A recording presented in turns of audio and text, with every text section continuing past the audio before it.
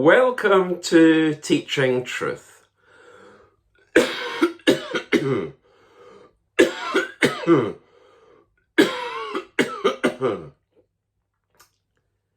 A persistent cough, one of the symptoms of coronavirus, one of the symptoms that would tell me I'm not well. The church at Sardis was a church that was far from well.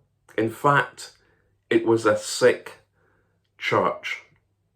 And in our reflections today, we want to look at the symptoms that we can diagnose and use to diagnose the fact that the church at Sardis was a sick church, was an unwell church.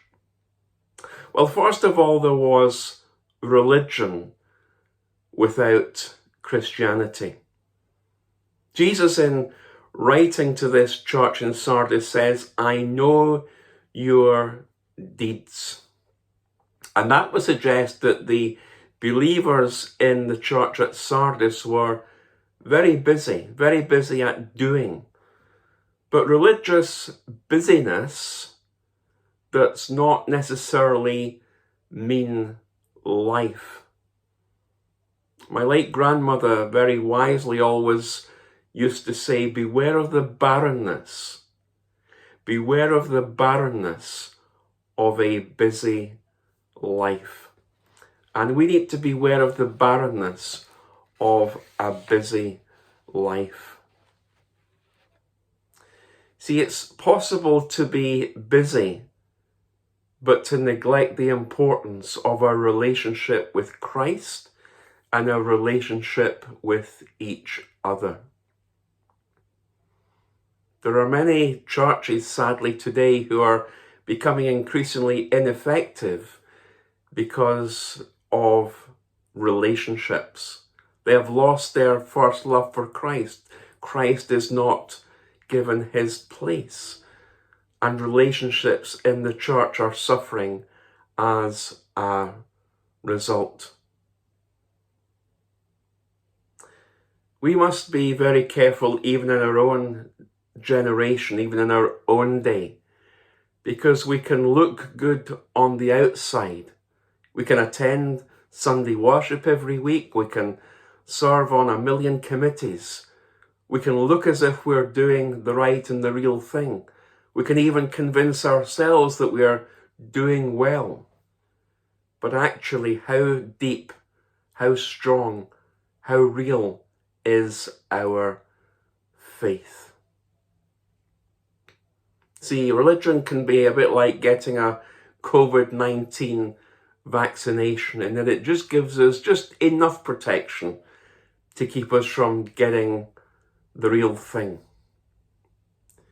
Well, what is of primary importance is not what the world sees, but rather what God thinks and says. I know your deeds. God knows our deeds. God knows what we do. Man looks at the outward appearance, but the Lord looks at the heart. What does God see? May we never have religion without Christianity, without relationship. But here's another symptom. There was also an absence of struggles. Now that may sound odd. The absence of struggles may actually sound a good thing. Well, that's great. We're not having any problems or issues. But ironically, the opposite is true. That churches grow best when they encounter difficulties, because such difficulties tend to force us to turn to God of the church for help. See, the church in Sardis faced no persecution at all. There were no Orthodox Jewish opponents like the church at Smyrna had to deal with. There were no Nicolaitans or followers of Balaam teaching heresy there. There were no Jezebels, as it were, in this church. There was no threat of compulsory Caesar worship like there was in Pergamum. There were no trade guilds leading their members astray like there were in Thyatira. See, the church at Sardis was completely untroubled from without and within. They were a very untroubling church, comfortable, if you like, just to chug along quite nicely. They didn't bother the Jews by boldly testifying that Jesus is and was the Christ, so the Jews didn't bother them. They didn't stand up against the immorality of the day, so there was no need for the false teaching of the Nicolaitans. In fact, according to Herodotus, they apparently went along with the sinful, idolatrous lifestyles of their city. They just blended in to the culture. And in short, the devil, Satan, the evil one, didn't hassle this church, didn't bother this church, because it was no real threat to him. In other words, the church at Sardis were too busy rearranging the deck chairs on the Titanic to realize that the good ship they were on was actually going down. They settled for the icebergs of the status quo, of being comfortable, of blending in with the culture. Let me just say this, that a truly gospel-centered and growing biblical church will always be one which is under attack. And the same goes for believers. If you're not having any problems or issues or being challenged about your faith, let me suggest to you humbly but honestly, it could well be due to the fact that you're not causing, or your church is not causing, the devil or the evil one any problems at all. There was religion without Christianity, without relationship. There was an absence of struggles. And the third symptom was this, that there was a focus on the past. See, the church in Sardis was like the city it served. It relied on past successes.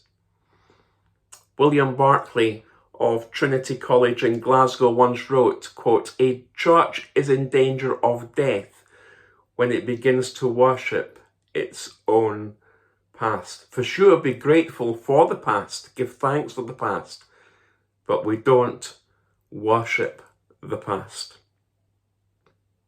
We cannot live in the glory days or the good old days.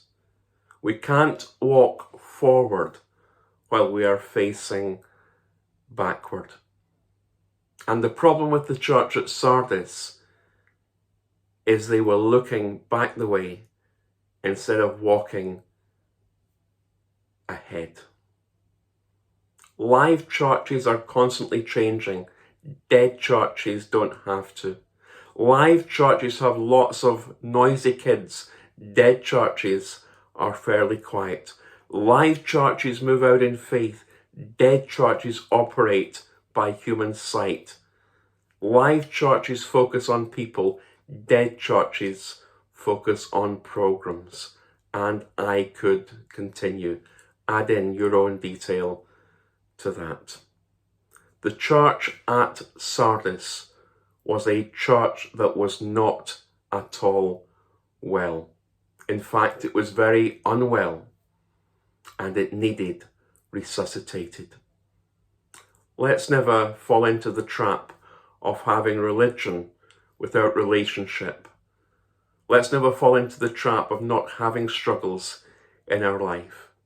And let's not fall into the trap of focusing solely on the past. These are the traps which the church at Sardis fell into. The church which was not at all well.